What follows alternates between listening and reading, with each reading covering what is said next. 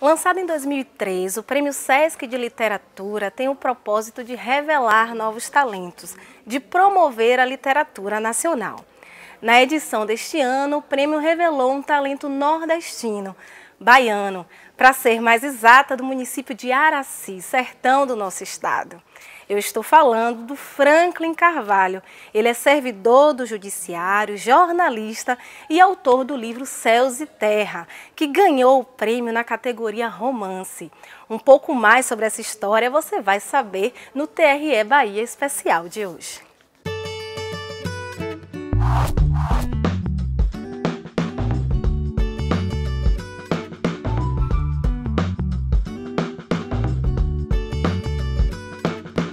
Olá, começa agora mais um programa especial da nossa TV TRE da Bahia e hoje nós vamos falar de literatura, de contos, de romance. Olha que coisa legal. Eu tenho aqui ao meu lado o nosso servidor, o Nisaldo Costa. A gente vai conversar hoje com o Franklin Carvalho. Ele é servidor também do Judiciário, mas do TRT, o Tribunal Regional do Trabalho da 5ª Região aqui da Bahia, jornalista, escritor e nada menos que vencedor da última edição do Prêmio Sesc de Literatura. Ele faturou o primeiro lugar na categoria Romance com o livro Céus e Terra. Primeiramente, é um prazer recebê-lo aqui no nosso programa. Muito obrigada por aceitar o nosso convite. Franklin, também é um prazer estar aqui, né, conversando com você, que é um grande escritor, né, porque vencer o prêmio Sesc de Literatura não é uma tarefa das mais simples. Na verdade tem alguns desafios que eu ainda acho que há pela frente. Essa obra precisa se consolidar, é importante a gente chegar ao público. O Prêmio Sesc é o prêmio mais importante para livros inéditos no Brasil. Mas eu acho que eu quero sentir o leitor, ver essa resposta que o leitor vai dar. E tem coisas que eu estou produzindo ainda, coisas diferentes que não participaram do concurso e que eu sou louco para voltar para elas, porque depois que ganhei o prêmio, foi mais ou menos em começo de junho que eu soube, eu tenho me dedicado exclusivamente às ações do prêmio, a divulgação, a revisão do material, mas eu tenho coisas de conto que eu estava muito empolgado fazendo, então o importante é continuar. Você falou sobre isso, o Prêmio Sesc, a grande premiação, eu imagino para você, como você disse, é a publicação do livro, né, pela editora Record. Como é que está?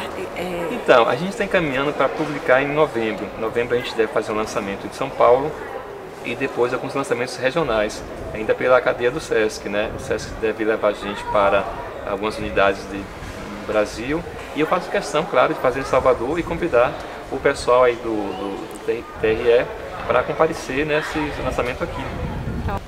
Franklin, o Nisaldo, como eu falei, ele também é um escritor, um apaixonado pela língua portuguesa lá do TRE. Ele é de Xique-Xique, da região do São Francisco, aqui do nosso estado, e você é de Araci, né, do sertão da Bahia.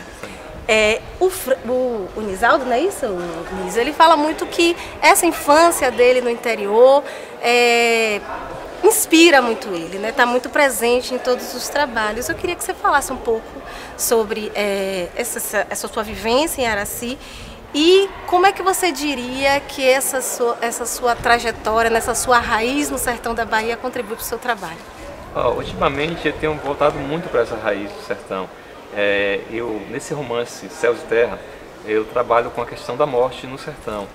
E como era uma questão meio difícil de lidar, eu escolhi como personagem uma criança, um menino que ele vai contar as lendas que tem por ali, ele anda pelas casas das pessoas e ele vê principalmente as idosas, as viúvas, que elas têm as superstições dela, as religiosidades.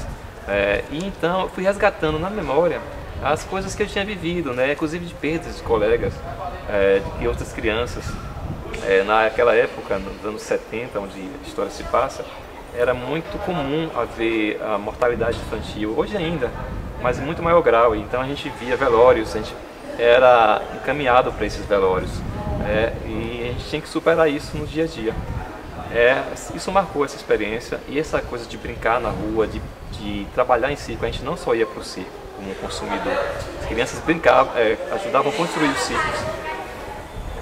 Essa experiência de trabalhar, que não se deve recomendar para as crianças em geral, mas que fez parte da nossa vida, marcou, né, a história de estar no mercado. O romance tem muito momento de praça pública, de mercado, de mostrar o convívio das pessoas.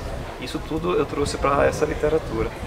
Você falou aí dessa sua infância, né, no interior. E essa infância, ela é claro que ela acompanha todo mundo que escreve, porque você acabou de dizer aí que as pessoas do interior, os meninos do interior, eles não participam apenas do circo como consumidor, mas eles ajudam a construir o circo, a fazer os espetáculos no circo. E é claro que tudo isso, as feiras livres, os cantadores de feiras livres, os vendedores daquelas ervas, remédio para tudo. Então tudo isso eu creio que influenciou muito na sua obra. Ultimamente, depois que eu encerrei esse romance, eu dei um mergulho maior, porque eu resolvi escrever histórias do meu avô. Meu avô foi um fazendeiro no interior, ele era delegado da cidade numa época de uma seca, a seca de 1932, e ele teve que botar ordem nos tumultos sociais que houve naquele momento, mas ele se apaixonou por uma mulher que apareceu por lá e ele perdeu todo o dinheiro que ele tinha por causa dessa mulher.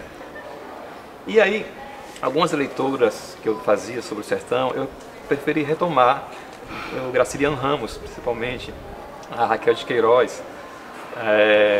Eu estou nessa fase de buscar essa identidade, que está na música também.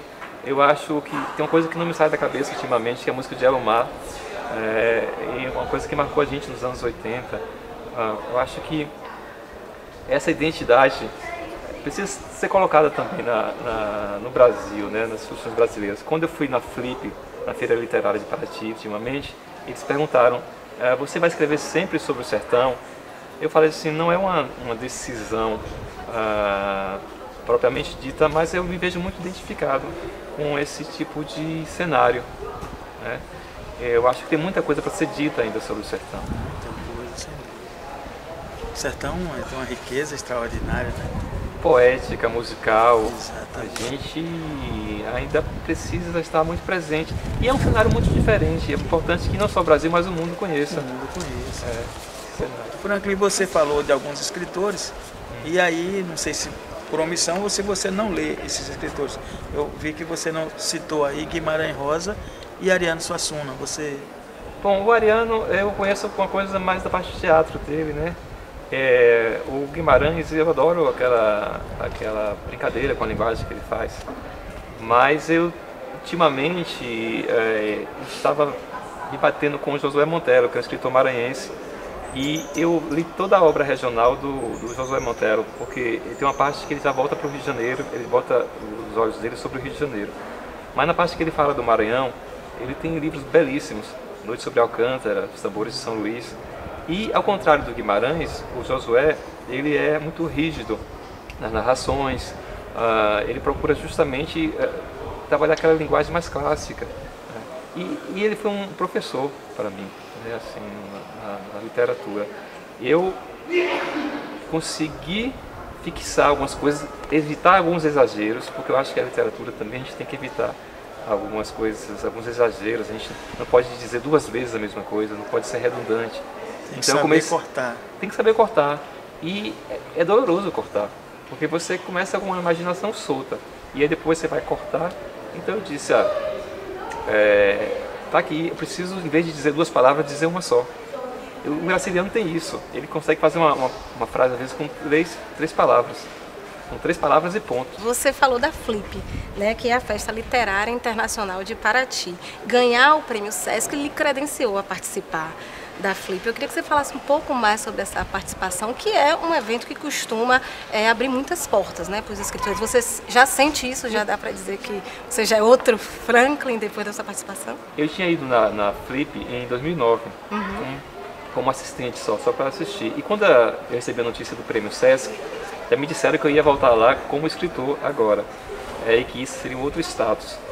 Na verdade, realmente, a gente pôde participar de uma mesa, discutir literatura.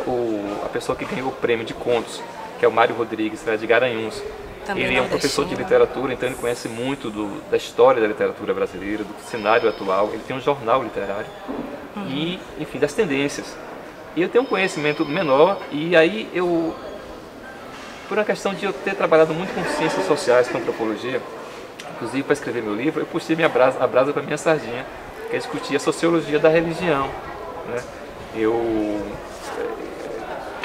me sinto mais à vontade falando sobre esse assunto. Religião e morte, foi uma coisa que eu estudei para chegar até aqui. Agora, eu queria falar uma coisa assim, porque o escritor iniciante ele tem muita dificuldade, mesmo que ele tenha como bancar o livro dele, ele pode fazer 1000 livros e ficar todos eles dentro de casa, ele não tem como circular esses livros.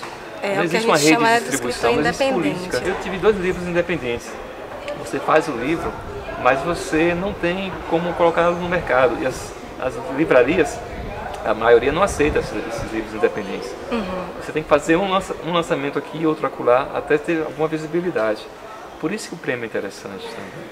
Porque ele pega alguém que está lá em Garanhuns, como o outro vencedor, ou então eu que vim do interior, e coloca no cenário nacional. É muito, como eu te falei, é muito difícil ter essa circulação. O prêmio ajudou, o prêmio Sesc de Literatura, o prêmio de Ressonância Nacional, e você é editado por uma grande casa editorial, né? Chegaram a dizer nos arredores da cidade que qualquer viajante podia me invocar nos momentos de perigo, desde que portasse uma cabeça de alho. Outros, mais inspirados, usavam para sua proteção patuás, que nada mais eram do que saquinhos de couro costurados de fora a fora e, dentro deles, conservada no sal grosso, uma cabeça de galinha, coisa que antes era desprezada no abate.